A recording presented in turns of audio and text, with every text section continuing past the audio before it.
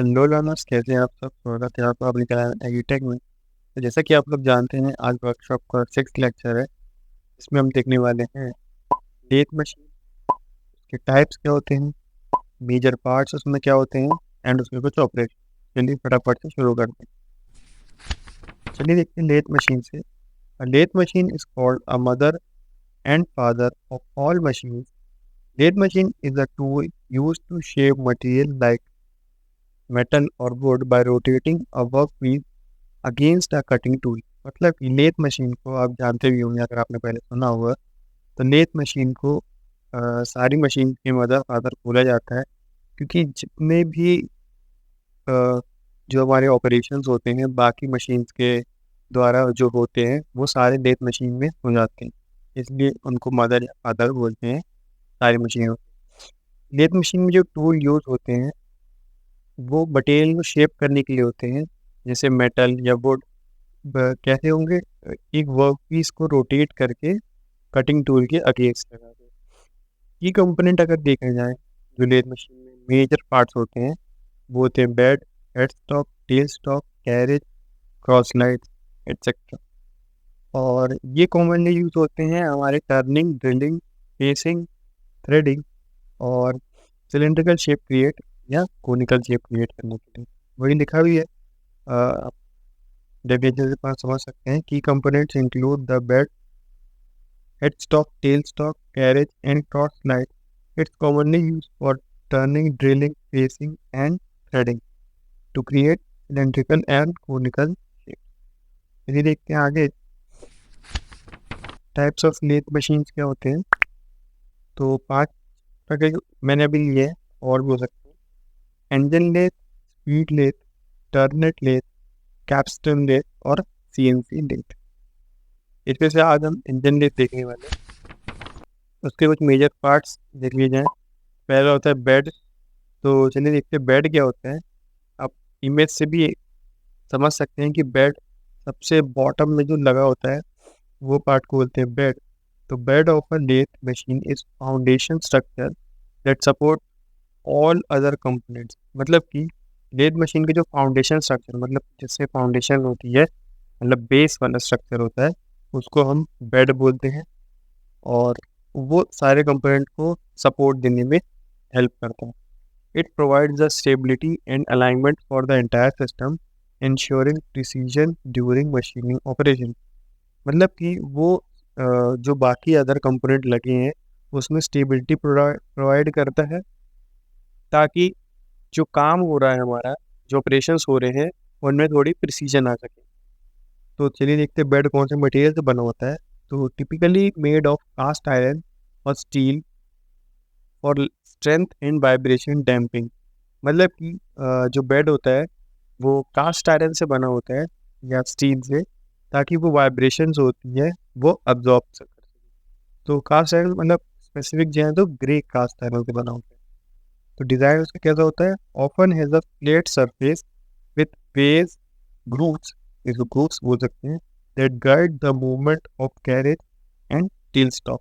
मतलब कि डिज़ाइन उसका कुछ ऐसा फ्लैट सरफेस जैसा होता है, जिसमें आप देख पा रहे हो बीच में ग्रूव्स जो कि हेल्प करते हैं कैरेज। अभी हम आगे कैरेज पढ़ेंगे, कैरेज क्या होता है, और टेल स्टॉक वो भी पढ़ेंगे। तो उसको मूव करने के लिए, मतलब जो अलाइनमेंट है उसको मूव करने के लिए हेल्प करता है।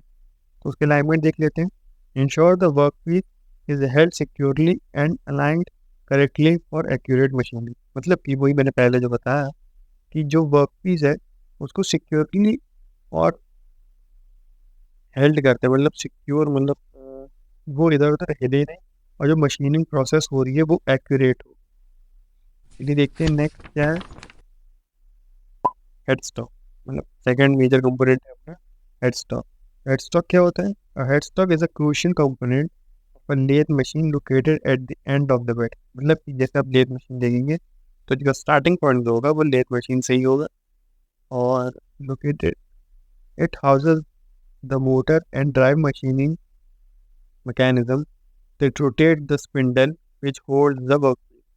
मतलब वो अपने अंदर, हेड स्टॉक मतलब क्या, हेड मतलब दिमाग, मतलब दिमाग, पूरी मशीन का दिमाग वो अपने अंदर अंदर मोटर ड्राइव मैकेनिज्म कंसिस्ट करता है, जो कि एक स्पिंडल को रोटेट करता है। स्पिंडल देखो तो आगे जो आप अगर भी देख पा रहे हो बटन्स लगी हैं, बटन के आगे एक लोहे का कंपोनेंट लगा है, उसको स्पिंडल बोलते हैं। जहाँ पे वर्क पीस रोटेट करते हैं वहाँ पे वर्क पीस रोटेट करवा सकते हैं। तो ये होता है हेड स्टॉक। अब देखते हैं स्पिंडल क्या होता है। The central part of that holds and rotates the work piece. It may have various speed setting. मतलब कि जैसा मैंने बताया कि वो वर्क पीस को होल्ड करने में काम आता है और वो अपनी वेरियस स्पीड्स कन्वर्ट कर सकते हैं। मोटर लगी होती है, provides the power to rotate the spindle usually through belts और गियर। मतलब कि जो मोटर लगी हुई है हेड स्टॉक के अंदर वो यूज आती है पावर जनरेट करने के लिए, ताकि स्पिंडल को रोटेट करवा सके थ्रू। अब वो कोई सी भी गियर हो सकते हैं, गियर से भी हो सकता है और बेल्ट ड्राइव भी हो सकता है। तो देखते हैं controls often include switches for controlling speed and direction of rotation. मतलब कि उसमें स्विचेस लगे रहते हैं ताकि आप स्पीड को कंट्रोल कर सकें एज वेल एज डायरेक्शन को कंट्रोल कर सकें कि एंटी क्लॉकवाइज चलना है या क्लॉकवाइज रोटेट करना है। Tool holder in some lathe the headstock में have a built in tool holder for specific operation. मतलब कि कुछ लेथ मशीन्स में जो कस्टमाइजेबल होती है उनमें एक स्पेसिफिक टूल होल्डर लगा होता है ताकि हम कुछ स्पेसिफिक ऑपरेशंस परफॉर्म कर सकें। तो ये था हेड स्टॉक। देखते हैं टेल स्टॉक। तो टेल स्टॉक क्या होता है? The tail stock is an important component of a lathe machine located opposite the headstock. It provides for the workpiece, supports for the workpiece and can hold tools or accessories. मतलब कि tell component, tell stock जो है वो भी एक important component है lathe machine का, जो कि अपोजिट साइड मतलब जो हाँ हेडस्टॉक होता है उसके जस्ट सामने लगा होता है टेल स्टॉक। तो वो वर्कपीस को एक होल्ड करता है ताकि वर्कपीस हेलो डलने नहीं और उसको स्टेबलाइज करने में की हेल्प करता है। तो देखते हैं support stabilize long workpiece to prevent vibration and ensure precision. वही मैंने बताया कि जो अगर वर्कपीस लंबा है तो जब वो रोटेट होगा तो उसमें वाइब्रेशन होगी और वो इधर उधर हिल भी सकता है। तो हम क्या करते हैं कि वर्कपीस जब हेड स्टॉक में मतलब स्पिंडल में लगा होता है तो टेल स्टॉक उसके सामने होता है। तो जब सामने से उसको पास ला के दोनों तरफ को जोड़ देते हैं तो एक प्रॉपरली स्टेबलाइज फॉर्म हो जाता है एंड वो फ्रीली रोटेट करता रहता है। Quill can be adjusted to move in और out allowing for the insertion of tools such as drill bit. मतलब कि जो क्विल होता है वो ऐसा एडजस्ट किया जाता है। क्विल मतलब जहाँ अगर आप इमेज में देख पा रहे हो T5 लिखा है वहाँ पे एक क्विल होता है जहाँ पे हम डिफरेंट ऑपरेशन परफॉर्म करने के लिए उपयोग कर सकते हैं।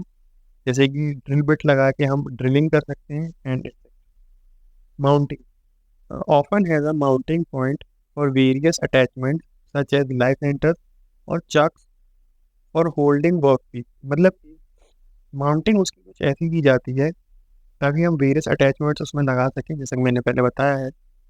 जैसे कि लाइफ सेंटर, टेल स्टॉक में जो भी कंपोनेंट्स अपन ऐड करेंगे उसको लाइफ सेंटर्स बोलते हैं और जो हेड स्टॉक में कंपोनेंट्स उनको डेड सेंटर बोलते हैं। और चक्स भी लगा सकते हैं ताकि हम वर्कपीस को होल्ड कर सकें। एडजस्टमेंट कैसी होती है? कैन बी होल्ड और move along the bed to accommodate different length of workpiece. मतलब कि जैसा कि मैंने बेड में भी बताया था कि टेल स्टॉक और जो हेड स्टॉक है वो बेड के अलाउ मूव कर सकते हैं। मतलब उसके ऊपर कुछ ऐसे अलाइंग होते हैं ताकि वो मूव हो सके। तो नेक्स्ट देखते हैं। नेक्स्ट हमारा कैरेज। ये बहुत ज़रूरी पार्ट है तो आप ध्यान से देखिएगा। The carriage is a vital component of a lathe machine responsible for holding and cutting tool. It allows the precise adjustment during machining operation. मतलब कि जो कैरेज होता है वो एक बहुत ज़्यादा वाइटल रोल निभाता है लेथ मशीन में, ताकि होल्डिंग और जो मूविंग होगा वो ईजी हो सके और जो कटिंग टूल होगी वो भी स्मूथ हो सके। वो एक प्रिसाइज एडजस्टमेंट करने के लिए मशीनिंग में ऑपरेशन को अलाउ भी करता है। तो चलिए देखते हैं मूवमेंट क्या होती है। आप सारी इमेजेस भी देखते जाएं ताकि जो मैं समझा रहा हूँ वो आपको बेटर अंडरस्टैंड हो। तो मूवमेंट क्या होती है? Slides along the bed to position the tool relative to the work. मतलब कि अलाइन भी चल सकता है, थ्रू आउट भी चल सकता है और हमारा इंक्लाइन भी चल सकता है। देखते हैं कैसे कंपोनेंट्स। अब कैरेज के अंदर एक मान लीजिए बॉक्स है जिसके अंदर अलग अलग कंपोनेंट्स इंस्टॉल्ड है। देखते हैं typically installed include apron where controls are located. मतलब एप्रन्स लगा होता है जहाँ पे सारे कंट्रोल्स होते हैं कैरेज के। क्रॉस स्लाइड लगा होता है, क्रॉस स्लाइड से हम एडजस्टमेंट कर सकते हैं। और lateral movement and tool post which hold the cutting tool. और एक टूल पोस्ट लगा होता है यहाँ पे कटिंग टूल लगा होता है। कंट्रोल्स क्या होते हैं? फीचर्स हैंड व्हील्स और automatic controls for adjusting the tool position in both longitudinal grid and transversal direction. तो मतलब कि फीचर जो हैंड व्हील्स के होते हैं वो ऑटोमेटिक कंट्रोल्स होते हैं ताकि जो टूल पोजीशन है वो लॉन्गिट्यूडनल भी जा सके एंड ट्रांसवर्स भी जा सके। फंक्शनैलिटी क्या होती है? enables operation like turning, pacing and boring by allowing the cutting tool to approach the workpiece at various angles। मतलब कि उसकी फंक्शनैलिटी ये होती है कि वो ऑपरेशंस अलग अलग कर सकते हैं, जैसे टर्निंग कर सकता है, पेसिंग कर सकता है, बोरिंग कर सकता है, ताकि जो कटिंग टूल है वो वेरियस एंगल से अपना जो उसका एम है वो अचीव कर सके। नेक्स्ट आते हैं ऑपरेशंस क्या क्या होते हैं लेथ मशीन में। तो होता है फेसिंग और टर्निंग, सभी आपने पीछे देखा होगा। फटाफट से देखते हैं फेसिंग क्या होती है। तो फेसिंग आप इमेज से भी देख सकते हैं फेसिंग क्या होती है। Facing in a lathe machine refers to the machining process of creating a flat surface on the end of a cylindrical workpiece। मतलब कि जो सिलेंड्रिकल वर्कपीस होता है उसका जो एंड होता है, एंड मतलब जिसका फेस होता है उसको फेसिंग करने के लिए, मतलब उसको स्मूथ करने के लिए और उसमें जो रस्टेड पार्ट होता है उसको रिमूव करने के लिए फेसिंग की जाती है।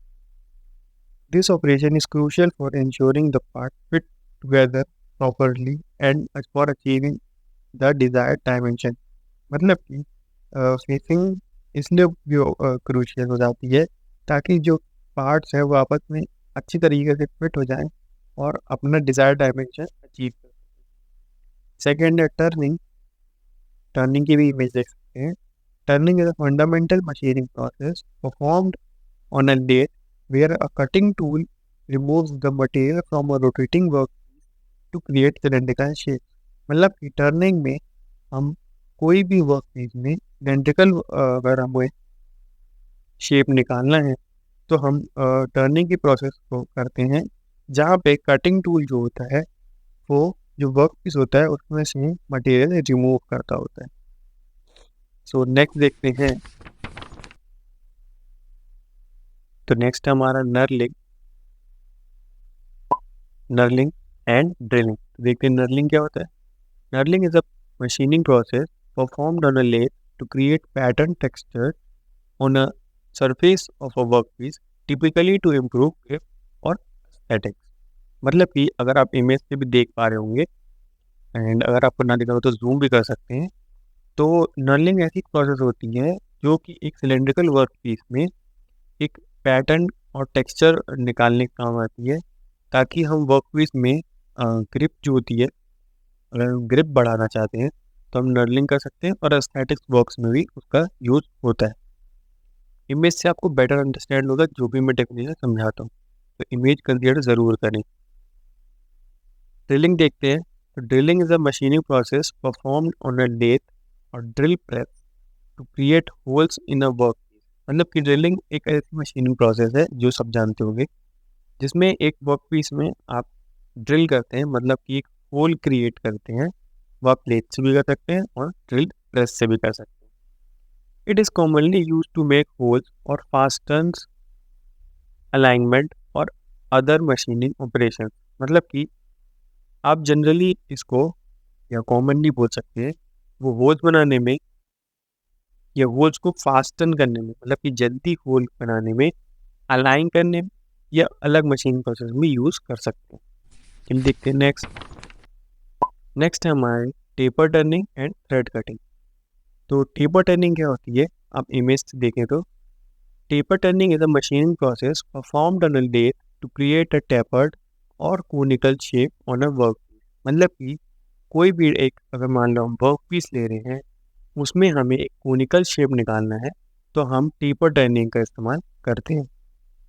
This involve gradual reducing the diameter along the length of the piece.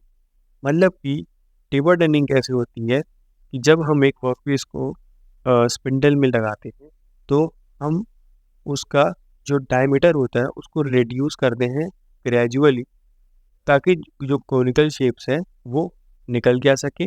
And conical shape तब निकलेगा जब हम मटेरियल रिमूव करेंगे ग्रेजुअली। नेक्स्ट देखते हैं थ्रेड कटिंग। तो थ्रेड कटिंग आपको सबको पता होगा, थ्रेड्स बनाने के काम आती है। तो thread cutting is a machining process performed on a lathe to create helical grooves और threads on a work, commonly used for screws, bolts और अदर फास्टनर्स। मतलब कि थ्रेड कटिंग ऐसी मशीनिंग प्रोसेस है जिसमें हम हेलिकली, अब देख पा रहे हो, अगर हेलिकली बनाना तो हेलिकली, या तो फिर आप सिंपली थ्रेड्स बना सकते हैं। ये यूज़ होता है सिंपली स्क्रूज के लिए, बोल्ट्स के लिए, या कोई और अगर फास्टनर करना हो तो। अब यहाँ पे अगर हमें कोई स्क्रूज करने हैं या स्क्रू लगाने कोई भी वर्क में, तो उसके लिए थ्रेड होने बहुत ज़रूरी है, थ्रेडिंग होनी चाहिए। उसके लिए थ्रेड्स बनाते हैं ताकि हम बोल्ट्स या स्क्रूज को फिक्स कर। तो आज के लिए बस इतना ही। Thanks for watching learner. I hope आपकी लेथ मशीन से सारी क्वेरी पूरी हो गई होगी। और अगर आपको लेथ मशीन पढ़ने में मज़ा आया तो वीडियो को लाइक करें, और अगर आपको हमारी वीडियो सारी पसंद आ रही हैं तो चैनल को सब्सक्राइब करें। एंड बने रहिए सीरीज़ के साथ एंड चैनल के साथ। अपना सपोर्ट ज़रूर ज़रूर दिखाइए। एंड मैं मिलता हूँ आपसे नेक्स्ट वीडियो में। तब तक के लिए गुड लक।